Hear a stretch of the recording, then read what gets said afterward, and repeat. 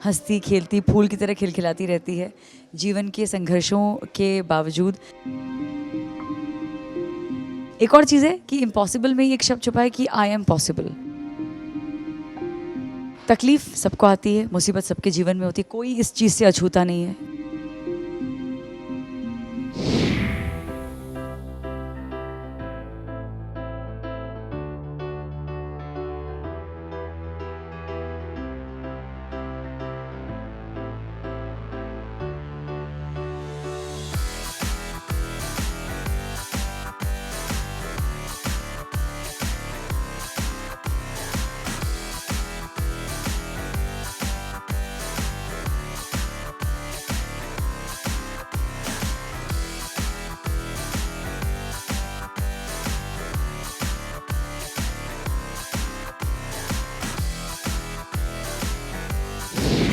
जी, सबसे पहले तो इस कैरेक्टर के बारे में बताइए, किस तरह से नज़र आने वाली है अब इस नए शो में? अपने आप को थोड़ा आपके दर्शकों में इंट्रोड्यूस कर दीजिए। मैं सभी का अभिनंदन करती हूँ। पहले तो पुष्पा जो पात्र है, जैसा कि इसका नाम है पुष्पा, पुष्प फूल से ये नाम आता है, और वही इसके किरदार में आपको उसकी कुछ ट्रेट्स देखने को मिलेंगे। हंसती खेलती फूल की तरह खिलखिलाती रहती है।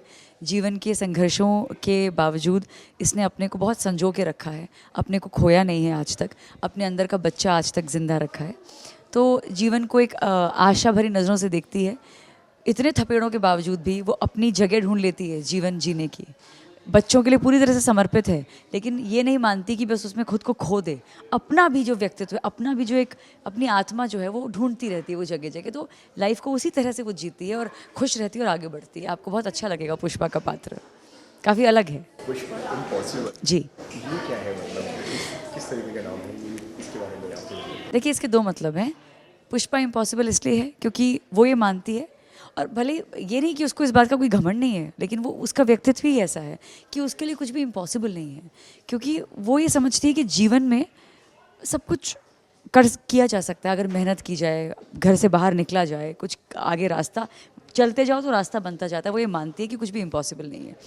और दूसरा एक और चीज़ है कि इम्पॉसिबल में ही एक शब्द छुपा है कि आई एम पॉसिबल। तो उसके लिए दोनों ये जो अर्थ है कि कुछ भी पॉसिबल इम्पॉसिबल नहीं है और सब कुछ पॉसिबल है। तो ये पुष्पा इम्पॉसिबल की आइडियोलॉजी है, उसका ये मानना है। फिर जब से ये आपका प्रोमो आया है तभी से मतलब फैंस बहुत ज़्यादा एक्साइटेड हैं, दर्शक बहुत ज़्यादा एक्साइटेड जी हैं। कुछ नया देखने को उम्मीद है कि इस शो में उनको मिलेगा। जी। जिस तरीके से आप भी हैं इसमें, आपका किरदार भी है, और एक पुष्पा इम्पॉसिबल टाइटल से ही मालूम पड़ता है कि जो उसमें जो कि कुछ नया देखने को दर्शकों को मिले। जी, किस तरीके का रिस्पॉन्स आपको मिल रहा है? पहले बात तो ये कहूँगी कि जितने आप लोग उत्साहित हैं, जितने एक्साइटेड हैं, उतने हम भी हैं। हमें भी उतने ही बटरफ्लाइज आ रही हैं हमारे अंदर, क्योंकि हमने ये जो शो है, जो हमारे मेकर्स हैं, जेरी सर हमारे जो प्रोड्यूसर हैं, बहुत सुंदर ये नाटक उन्होंने बनाया है। बहुत अच्छे डायलॉग्स हैं इस शो के, बहुत सुंदर तरह से जीवन को दर्शाया गया है इस नाटक में। और इसमें आप ये नाटक आपको हंसाएगा, या नाटक आपको रुलाएगा, आपको हंसते हंसते रुलाएगा, रोते रोते हंसाएगा, गुस्सा करते करते प्यार हो जाएगा और प्यार करते करते गुस्सा भी हो जाएगा। तो मतलब इतना खूबसूरत है ये नाटक, इसके ग्राफ, इसके उतार चढ़ाव इतने सुंदर हैं कि आपको एक ऐसा ऐसा शो देखने को मिलेगा जिसमें सिर्फ अच्छाई को ग्लोरीफाई नहीं किया गया है, उतनी ही प्रेम से कमियों को भी अपनाया गया है। आप एक जीवन जब जीते हैं तो चाहे आपकी माँ हो, बाप हो, आपकी बहन हो, आपका पति हो, उनकी कमियों को दरकिनारे करके आप जीवन जीते हैं ना, उनकी अच्छाइयों को गले लगाते हैं। तो ये वही शो है, इसमें अच्छाइयों को गले लगाया गया है।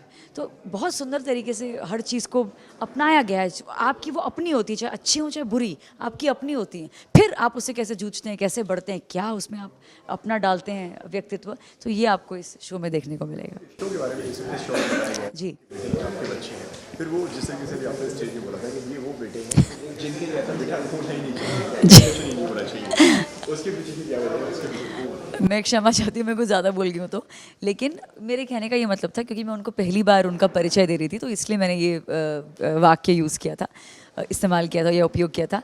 तो वो ना वो थोड़े से शैतान है, जैसे एक 20 साल का या 19-20 साल के कैसे बच्चे होते हैं, वो स्वच्छंद जीते हैं जीवन को, उनके लिए कोई कोई टेंशन नहीं होती, वो कोई जिम्मेदारी से बिल्कुल परे होते हैं। तो वही है वो, चिराग का पात्र बिल्कुल वैसा है, वो एकदम स्वच्छंद है, एकदम आज़ाद हैं। उसके बावजूद वो अपनी माँ के दर्द को समझते हैं, उनसे प्रेम करते हैं और वो ये सोचते हैं कि वो इसमें कुछ कंट्रीब्यूट कर सके, अपनी माँ की कुछ मदद कर सके, लेकिन फिर भी उनका एक अलग अंदाज है, वो अपनी आदतों से मजबूर है, वो कुछ ऐसा कर जाते हैं कि मार खाते हैं फिर बाद में। इस शो में और क्या लोगों को आपके किरदार में और आने वाले टाइम में उनको क्या नया देखने को मिल सकता है? देखिए, पुष्पा के किरदार में आपको ये देखने को मिलेगा और शायद आप कुछ अपने साथ ले भी जाएं अपने साथ, वो ये है कि इसका दृष्टिकोण। तकलीफ़ सबको आती है, मुसीबत सबके जीवन में होती है, कोई इस चीज़ से अछूता नहीं है, कोई मुसीबतों से परे नहीं है, लेकिन उसके उन सब चीज़ों के होते हुए उन सब चीज़ों को उतना संजीदगी से न लेना, उसमें सरलता ढूंढना, सहजता ढूंढना, यही पुष्पा का सबसे बड़ा एक अंदाज़ है, जिसमें वो कि मुश्किल चीज़ को भी कैसे आसान कर देती है।